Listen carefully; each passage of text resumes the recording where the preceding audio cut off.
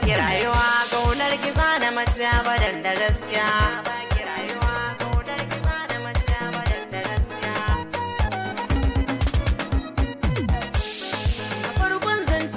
Zan bayyana miki sirri na gaskiya, kar da ki ɓoye min komai a kan ki maradi na gaskiya. Mai miki albishiri da na tsinci san ki cikin raina gaskiya. Sai ki amsa min dan kare idanu su hau kwalla siyo ruwa. Daga kallon ki na shaida kin shiga ruhi na gaskiya.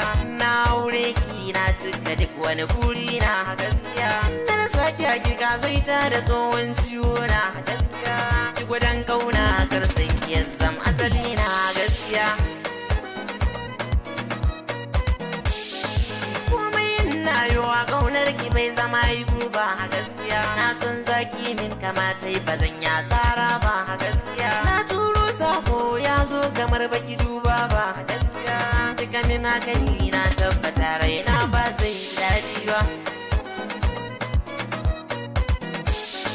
Shi ciwon zuwa cikin jikin keke yawo a gaskiya. Baya barin gurbi daga mantini zai ta kai kawo a gaskiya. Idan na mace na shaida su ne ya zam sanadi wayo a gaskiya. Su kama min hannuwa kar magauta kuma su dinga dariya.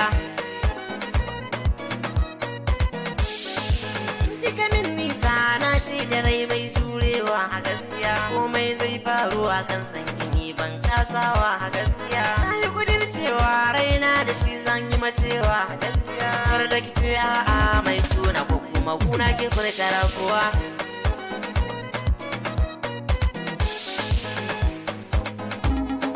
Na baki rayuwa kaunar ki zana mace abadan da gaskiya.